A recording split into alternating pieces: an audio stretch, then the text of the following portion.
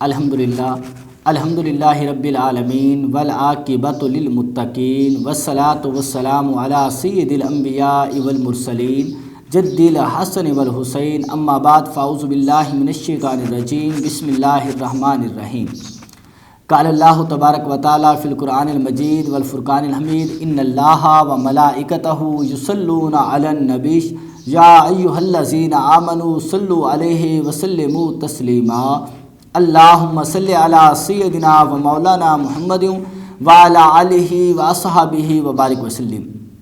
ناظرین، آج میں نے آپ کے سامنے جس شخصیت کا ذکر کرنا ہے وہ شیر خدا ہیں، قربان جو حضرت سیدنا امیر المومنین علی ابن ابی طالب بن عبد المطلب رضی اللہ تعالی عنہ، قربان جو کبھی دیوار ہلتی ہے کبھی در کانپ جاتا ہے، کبھی دیوار ہلتی ہے کبھی در کانپ جاتا ہے، علی کا نام سن کر آج بھی خیبر کانپ جاتا ہے۔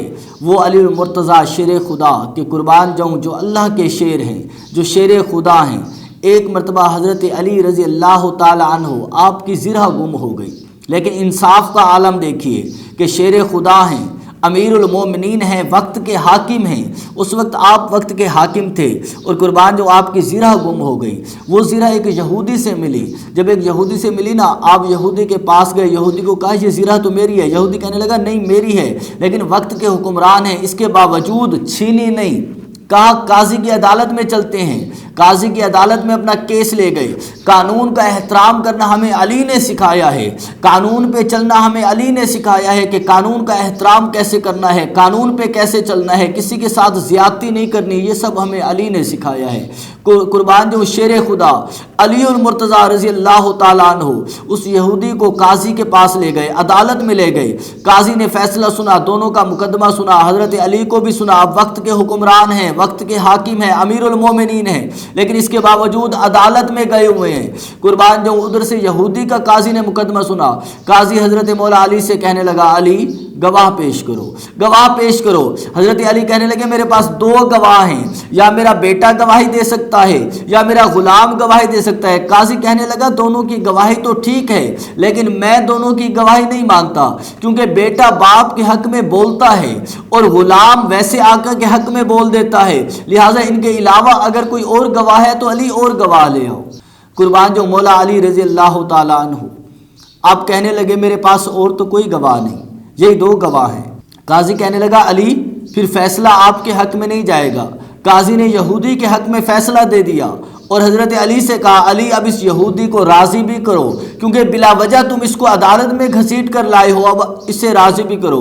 قربان جو حضرت علی یہودی کے پاس پہنچے اور پاس پہنچ کر کہنے لگے زرہ تو میری ہے، حق پر تو میں ہوں، لیکن ٹھیک ہے عدالت نے تیرے حق میں فیصلہ دے دیا، ٹھیک ہے اب مجھے تجھے راضی بھی کرنا ہے، آ تجھے حلوہ کھلاؤں، آ تجھے حلوہ کھلاؤں۔ قربان جو وہ جو یہودی تھا اتنا متاثر ہوا، اتنا امپریس ہوا، حضرت علی کے قدموں میں بیٹھ گیا، حضرت علی کے قدموں میں بیٹھ گیا اور عرض کرنے لگا علی آپ ایسے ہیں تو آپ کے مصطفیٰ کیسے ہوں گے، آپ ایسے ہیں تو آپ کے مصطفیٰ کیسے ہوں گے، علی مجھے کلمہ پڑھا دو، مجھے کلمہ پڑھا کے مسلمان کر دو۔ اور اس نے کلمہ پڑھا اور وہ مسلمان ہو گیا اور کہنے لگا گویا کہ اس انداز میں کہنے لگا یہ شان ہے خدمت گاروں کی، سرکار کا عالم کیا ہوگا، ہر کوئی فدا ہے بن دیکھے دیدار کا عالم کیا ہوگا۔ کہ قربان جو یہ شان تو علی المرتضیٰ کی ہے کہ اتنا انصاف، اتنا بڑا عدل، وقت کا حاکم ہے، امیر المومنین ہے، اگر چاہے تو ایک لمحے میں چھین لے، اور اللہ کا شیر ہے، بہادر ہے، علی المرتضیٰ ہے،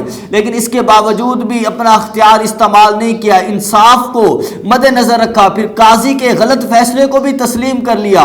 گویا ہمیں یہ بتا دیا کہ احترام قانون کیا ہے، ہمیں قانون پہ کیسے چلنا ہے، ہمیں قانون کا راستہ کیسے اپنانا ہے۔ اگر آج ہم ترقی کے منازل طے کرنا چاہتے ہیں تو ہمیں علی المرتضیٰ شیر خدا کے نقش قدم پہ چلنا ہوگا۔ اللہ تبارک و تعالی ہمیں علی المرتضیٰ شیر خدا سے سچی محبت کرنے کی توفیق عطا فرمائے۔ وما علیہ الا البلاغ المبین۔